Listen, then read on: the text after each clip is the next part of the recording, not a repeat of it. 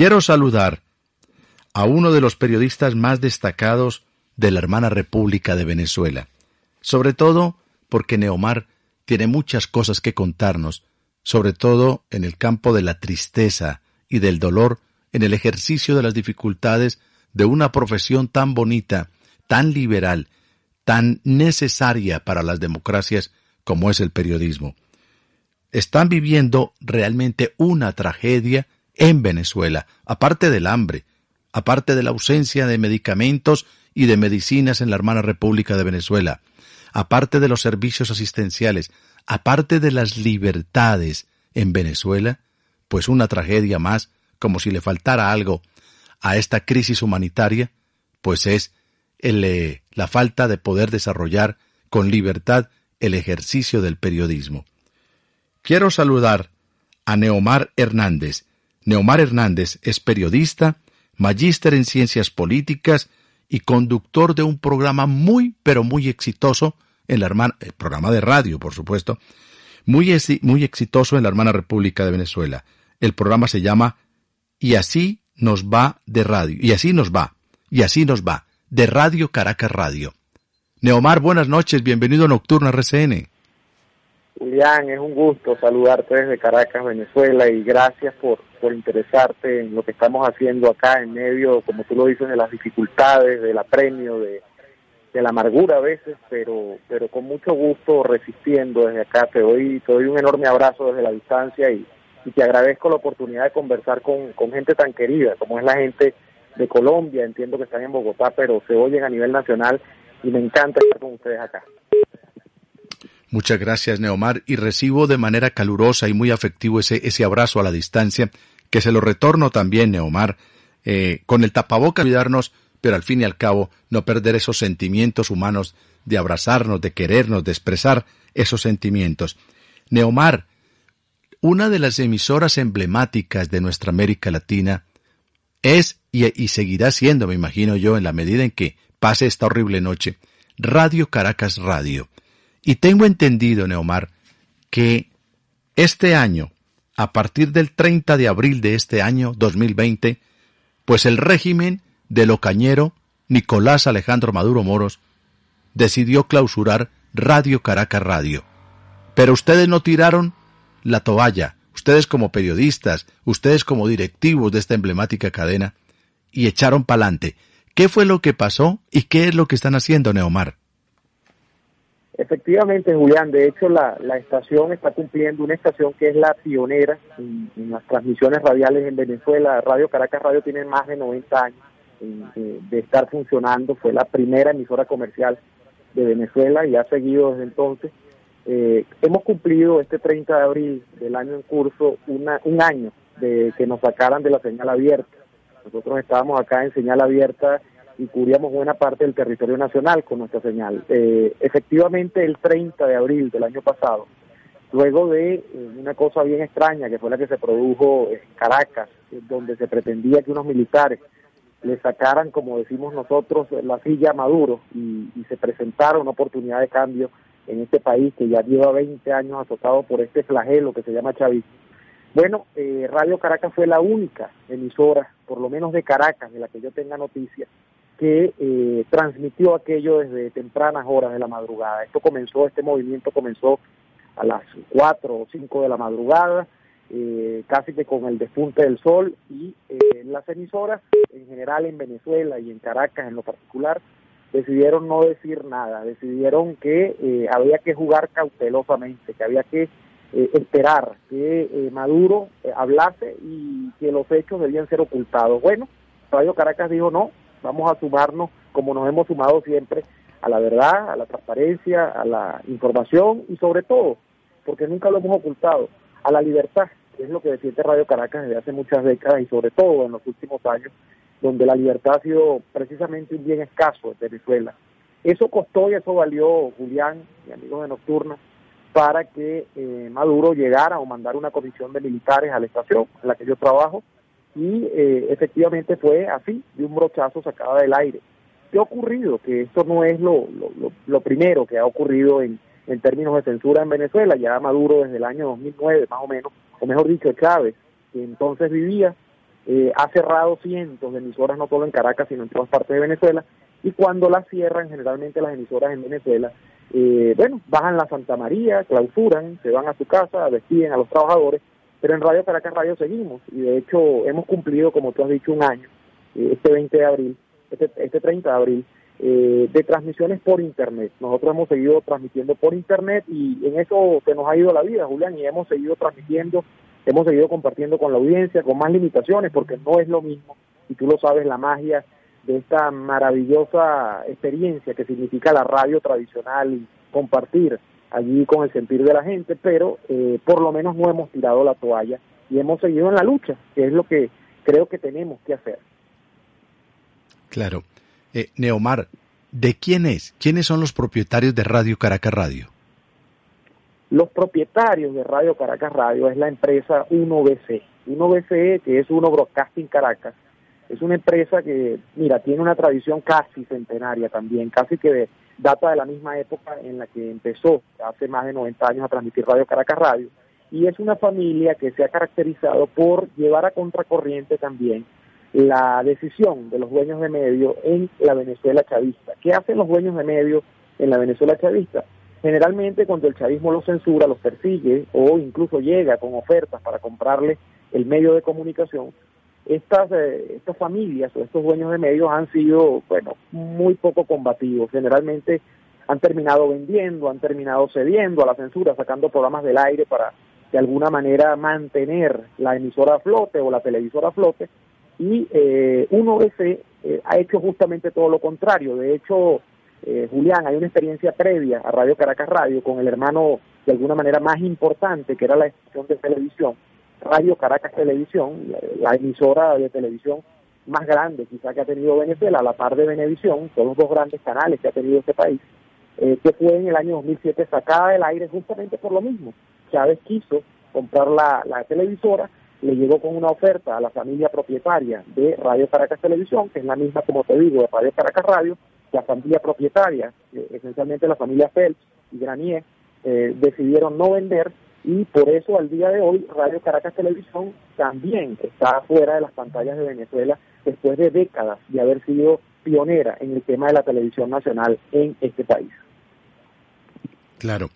Tengo entendido que las cosas se han ido agravando y se han ido complicando, donde ya se pone incluso hasta en entredicho la propia vida de algunos de ustedes. Me estoy refiriendo, por ejemplo, Neomar, a un compañero suyo, un compañero muy querido, otro colega, un gran profesional, como es Daniel Lara Farías. Y tengo entendido, Neomar, que Daniel Lara Farías fue amenazado de muerte y por eso tuvo que salir de Venezuela, y está junto a usted, pero transmitiendo desde Alemania, si no estoy mal. Así es, Julián. Hace aproximadamente unos 3 años, yo creo que no fue una amenaza de muerte, que efectivamente no es que se expresó verbalmente. A Daniel Lara Farías le dijo un batazo por la cabeza en el centro de Caracas. Después de que hiciésemos uno de nuestros programas, le dieron un batazo por la cabeza, quedó inconsciente, de hecho estuvo convaleciente cerca de 15 días en un hospital. Efectivamente, eso no lo sacó del ruedo. Luego se produjo un segundo incidente, donde lo he contado luego de que ha salido del país, de que decidió tomar la decisión de irse de Venezuela.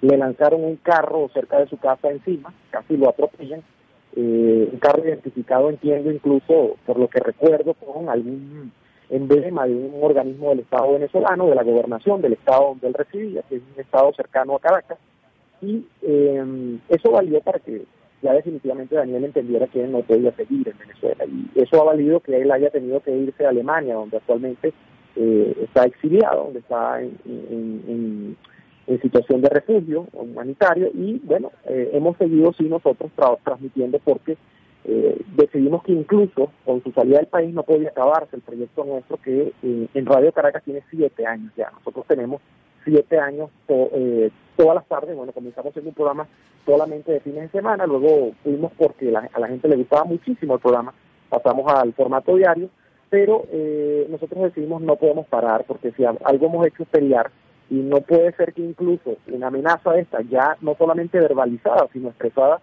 a través de la violencia material y física, se lleve por delante el programa. Y bueno, Daniel está en Alemania, yo estoy en Caracas, pero el programa sigue al aire. Queridos oyentes de Nocturna, para que ustedes escuchen las dificultades que tiene un régimen como el que dirige y gobierna Venezuela, las dificultades y la tragedia que es hacer periodismo en un país como Venezuela. La tragedia en todos los órdenes, la tragedia comercial, la tragedia industrial, la tragedia para el ser humano. Pero puntualmente hoy estamos hablando de lo que significa la tragedia para ejercer el periodismo en un país tan bello, tan rico. Ya se nos vuelve hasta frases de cajón utilizar los adjetivos positivos para Venezuela. Pero no es un problema de expresión o de idioma o de palabra. Es una realidad. Desde la colonia y desde mucho antes, ese territorio privilegiado de Venezuela es un territorio bendecido por la naturaleza y quién sabe por qué cosas más. Porque hay oro, hay coltán, hay mar, hay petróleo, hay carbón, hay lo que ustedes quieran. Además, una de las tierras más fértiles del mundo, están junto al lago de Maracaibo en Venezuela, antiguamente también llamado lago de Coquibacoa. Pero están ahí esas tierras, después de las del Nilo, después de las de nuestra hermana república. Todo eso se acabó, como se acabó la agricultura y la industria azucarera en Cuba, como se han acabado tantas cosas, todo por ese pensamiento obtuso, raro por demás, incomprensible en pleno siglo XXI, de querer que un Estado regule absolutamente todo el comportamiento del ser humano. Neomar, pero a usted el tema que le voy a proponer le cabe en la cabeza porque no solamente usted es periodista y uno de los mejores de nuestra América Latina, sino también usted es magíster en ciencia política. Colombia de alguna manera, a trancas mochas sostiene su democracia, pero de un tiempo para acá hay una corriente incluso influida también, patrocinada también desde Venezuela, para que nosotros cambiemos el estilo y la forma de conducir los destinos de nuestra patria.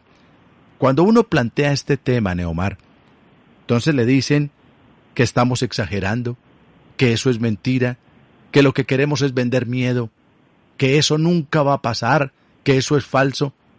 Ustedes que también entraron por esa senda, cuando una élite, pensemos que corrupta, dañina si se quiere, pero era lo que sostenía Venezuela, como la que manejaban Carlos Andrés Pérez, Carlos Herrera Campins, o por ejemplo, el que fue asesor del Papa, Neomar, ¿recuerda el nombre? Rafael Caldera. Rafael Caldera, correcto.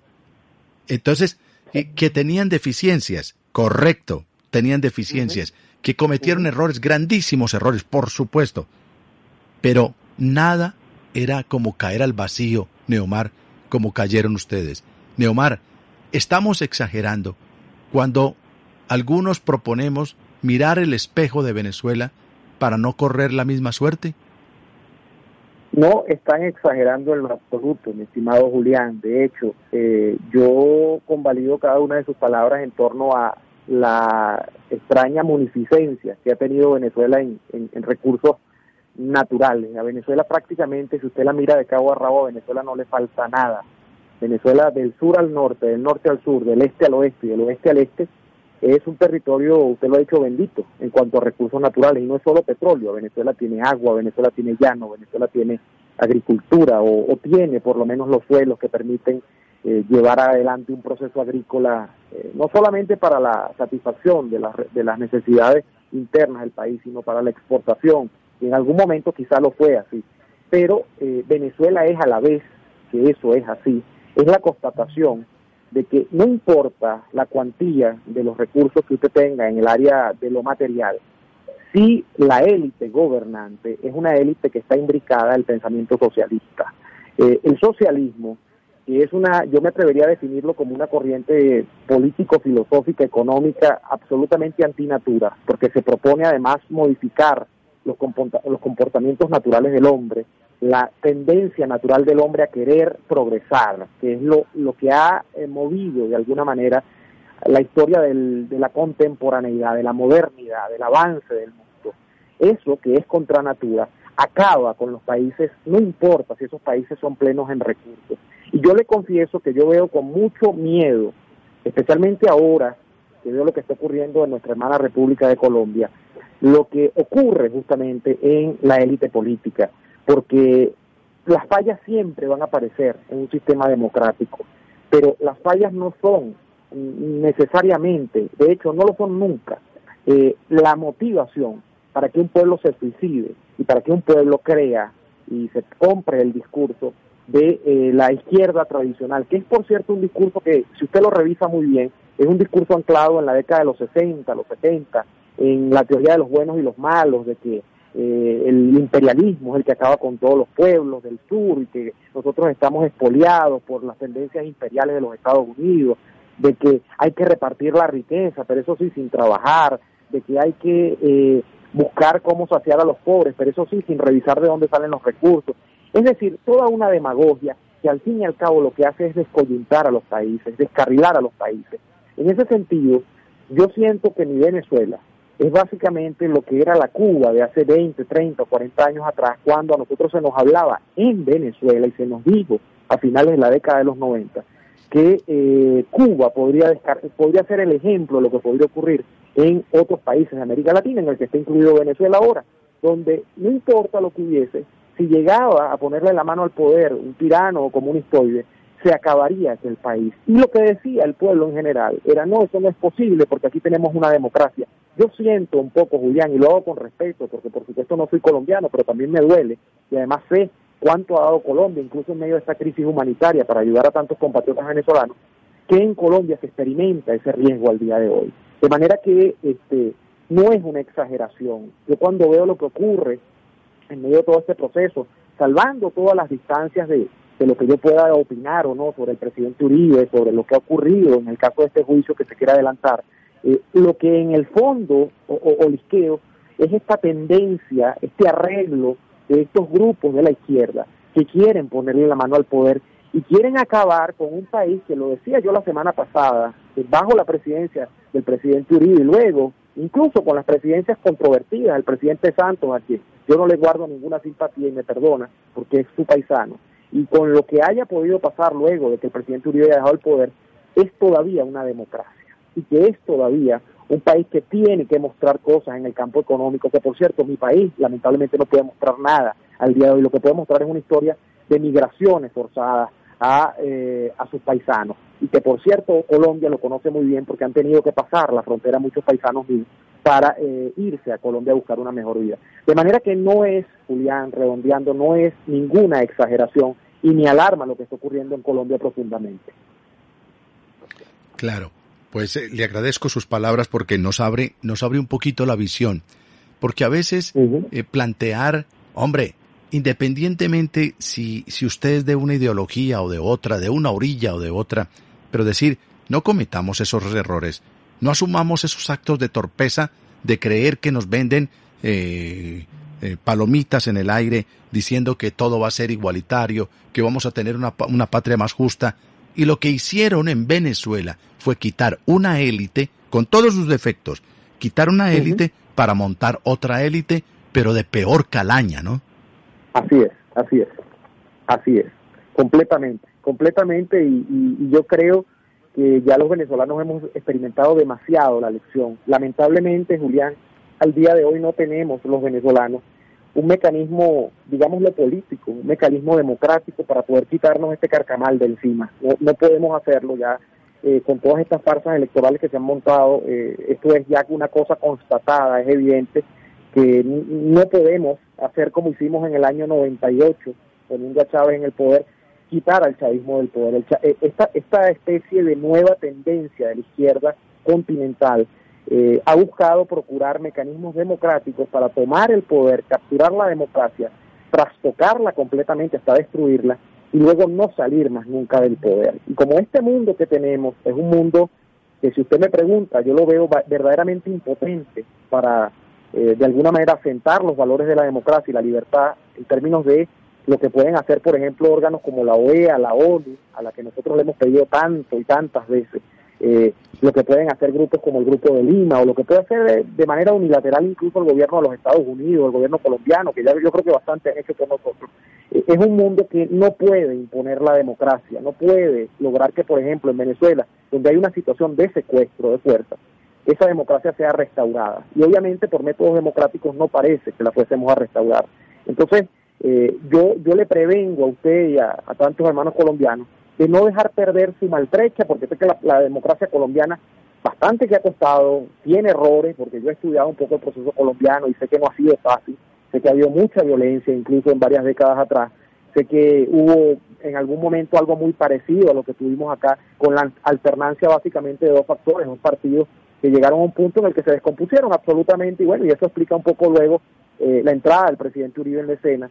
Pero yo les pido que con todos esos errores, que con todo lo que se pueda criticar, tengan mucha mira fina. Se están jugando el destino de lo que ha sido uno de los países que, por cierto, logró resistir al embate del Chávez y del chavismo en América Latina, en un continente o en un área del continente, el área de América del Sur, donde el chavismo cooptó prácticamente a todos los presidentes de este lado del mundo, ¿no?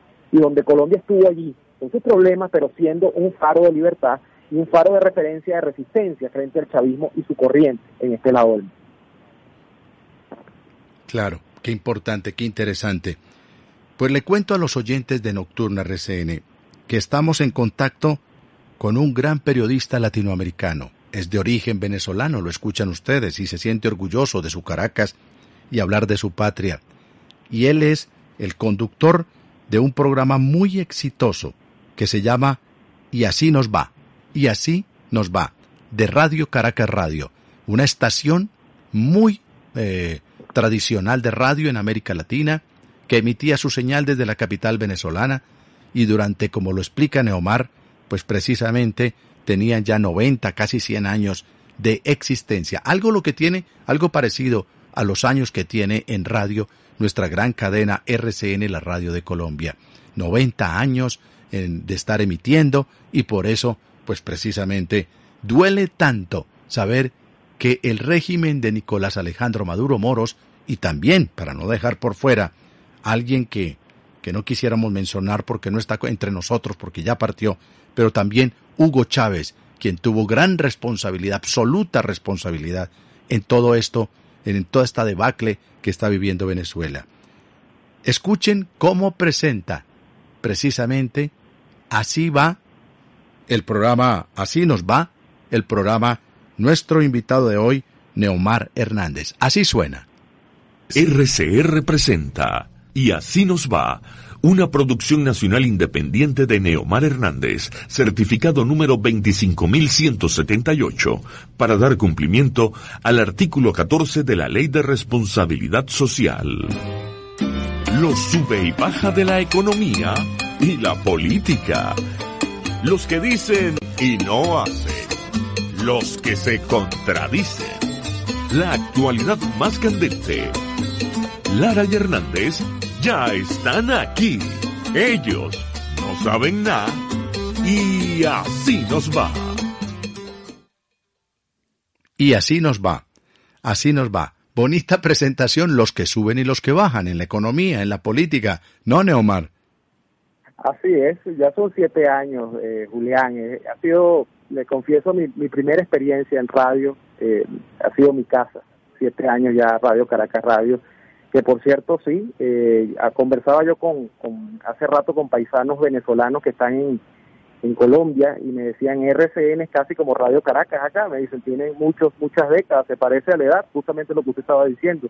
Y es uno de los circuitos, por supuesto, a través de su televisor y de su circuito radial más escuchados de Colombia. Se parecen mucho, RCN y Radio Caracas Radio. Y sí, le confieso además que estar en este trajín de la radio todos los días y todas las semanas me llena muchísimo, se ha convertido en parte de mi vida y quisiera yo algún día, incluso, le digo, hacer un programa como este que tiene usted. Me parece una maravilla, me parece una delicia hacer un programa que entiendo por lo que escuchaba en la cortinilla que dura hasta las 3 de la mañana.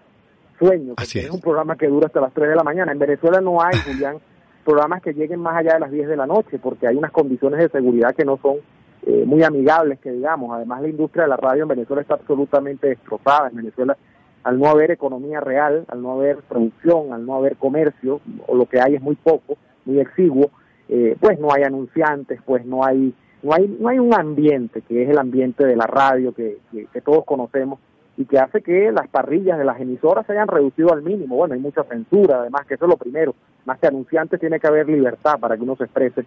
Entonces ya es muy complicado hacer un programa más allá de horas de la tarde. Entonces me encantaría hacer un programa como el suyo. No, pero Neomar, varias cosas. Primero, le encantaría y le va a encantar más cuando le cuente que este programa lo hago en pijama. Yo voy todos los días a la Torre Sonora de RCN en pijamado. ¿Por qué? Pero más que un esnovismo, era por sentirme cómodo, y cuando nuestro gran presidente de la cadena, el doctor Fernando Molina Soto, pues me puso al frente del programa, yo le dije, solo le tengo una condición. Me dijo, ¿cuál? Le dije que yo el programa lo hago en pijama. Y él se rió y dijo, haga lo que quiera, pues ¿cómo así que en pijama? Cuando ya el otro día me empezaron a ver caminando por los pasillos de RCN en pijama, dijeron, bueno, ¿y este qué? Bueno, yo les dije que lo iba a hacer en pijama porque quiero sentirme cómodo. Entre otras cosas, Neomar, porque la pijama es el traje de la noche. Pero lo otro es que las dificultades en Venezuela, Neomar, no solamente es un problema de seguridad por las altas horas de la noche, sino que también no hay energía. Un país rico en energía, con la mayor hidroeléctrica que tuvo en su momento América Latina, una hidroeléctrica preciosa, potentísima, pero potentísima, no la tenía ni Brasil. Y ahora, pues con dificultades, les toca algunas horitas de energía. Entonces, no hay energía para mover los aparatos de la radio.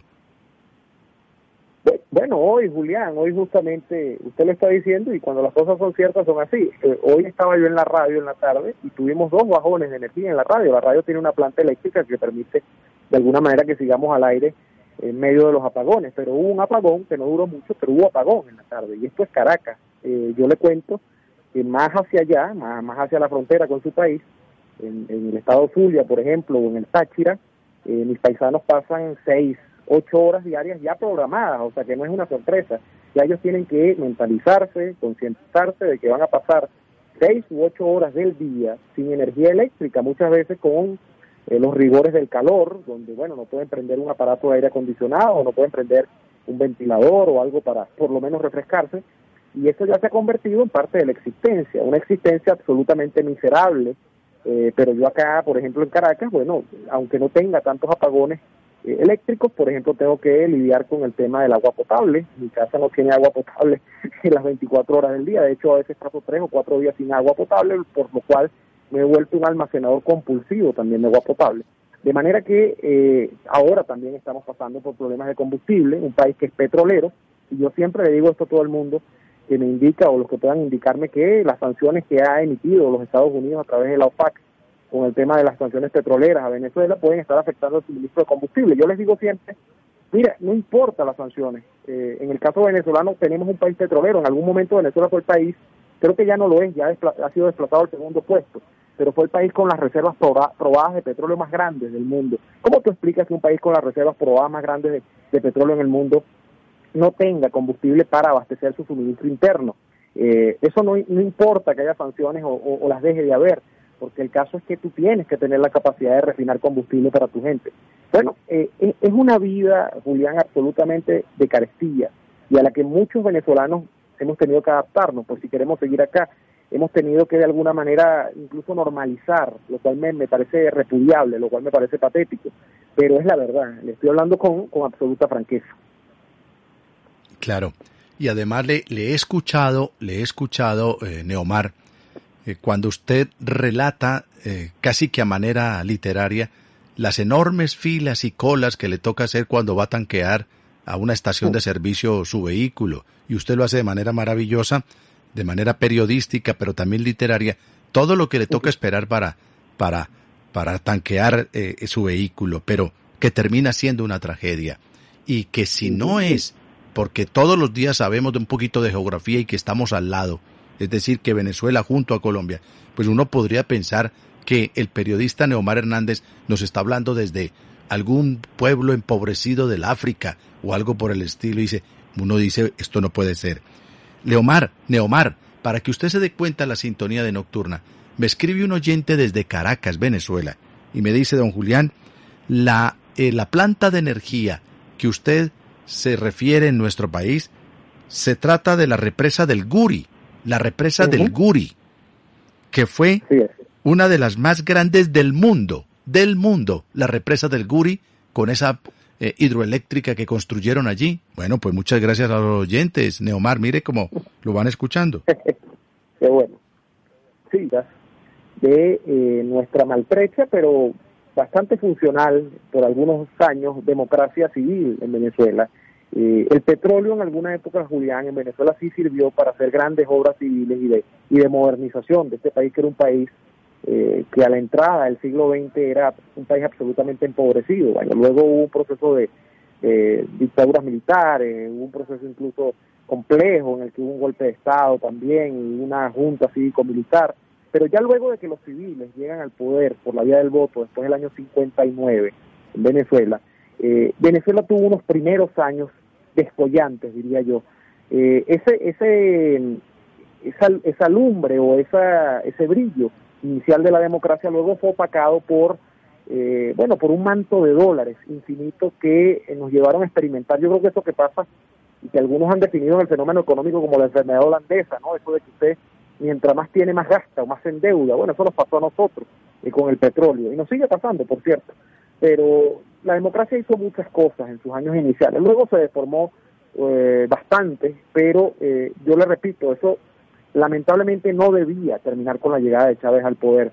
Si usted balancea lo que ha hecho Chávez o lo que hizo el chavismo en 20 años, con Chávez y Maduro en el poder, pues francamente la columna de haberes, la columna de ganancias, es casi que cero. No hay una hidroeléctrica, no hay una escuela, no hay una gran universidad, no hay un gran hospital central que haya hecho el chavismo en 20 años, mientras que esa democracia, repito, maltrecha, de 40 años atrás, que duró 40 años en la alternancia de Abey Copey, sí dejó una obra material importante. Ojo, repito, con unos saldos muy negativos en términos de corrupción, de despilfarro, también de acostumbramiento a la renta petrolera, todo lo demás. Pero si somos justos, eso fue así. Claro. Lo que uno se pregunta desde esta orilla, Neomar, es, ¿y la oposición qué? ¿Por qué tan desteñida la oposición en Venezuela? Conozco intelectuales, conozco periodistas, conozco analistas políticos que están esperando que pase la pandemia, que pase el confinamiento social y se puedan reactivar algunos vuelos, no solamente en Venezuela, porque en Venezuela el aeropuerto de Maiquetía quedó reducido a recibir avioneticas porque hace rato las grandes empresas como Lufthansa, KLM, como American Airlines, como Avianca, como Iberia, pues hace rato no aterrizan, hace 4 o 5 años no aterrizan en Maiquetía. Pero cuando se reactiven los vuelos y todo eso, la gente dice que quiere salir corriendo de Venezuela, ya no aguantan más, pero entre otras cosas, decepcionados por la oposición, porque no encuentran ilusión y esperanza en que esto vaya a cambiar de manera inteligente y de manera democrática. ¿Qué pasa con la oposición en Venezuela, Neomar?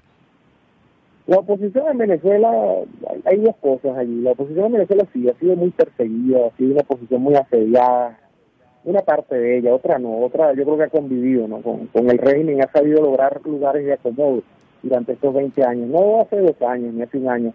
Durante 20 años hay rostros en la política venezolana que han sabido alternar o cohabitar, repito, con el régimen, pero otra parte ha sido, sí, ciertamente perseguida. Pero en términos generales, quienes han capitaneado a la oposición venezolana, porque yo diría que son varias oposiciones, pero la oposición predominante, esta oposición partidista, que incluso arrastra muchos de los vicios, no las virtudes, ojalá arrastrasen las virtudes en términos formativos, en términos intelectuales, incluso políticos, de la élite política de los 2 partidos tradicionales venezolanos, que eran Abey Copey, pero que arrastran más de sus desperfectos, toda su caterva de cosas negativas.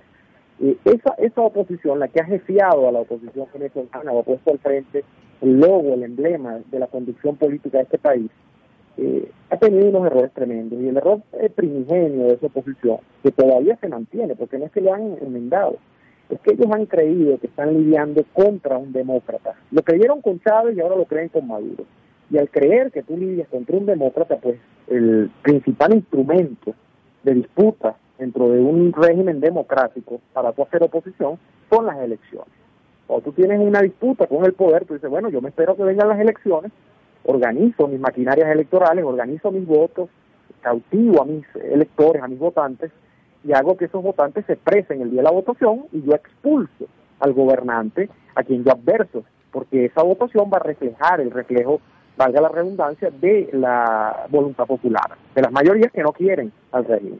Pues en Venezuela eso no existe, porque en Venezuela, para empezar, no existe democracia. Al no existir democracia, usted no puede hacer de las elecciones un método válido para enfrentar un régimen político.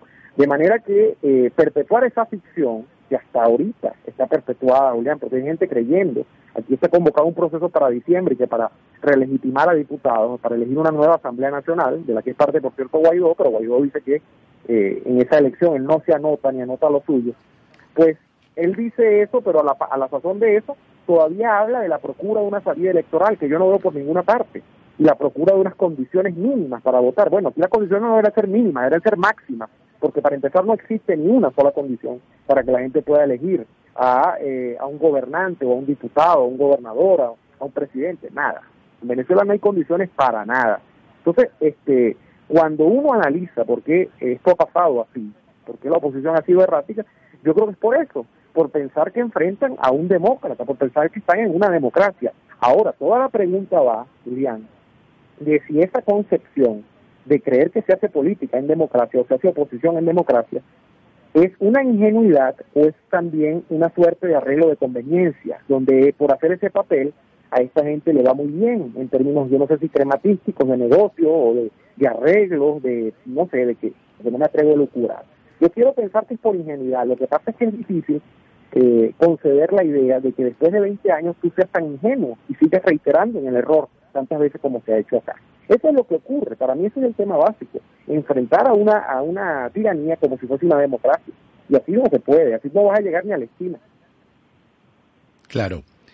Neomar, mientras lo escuchaba, se me vino a la mente la siguiente reflexión.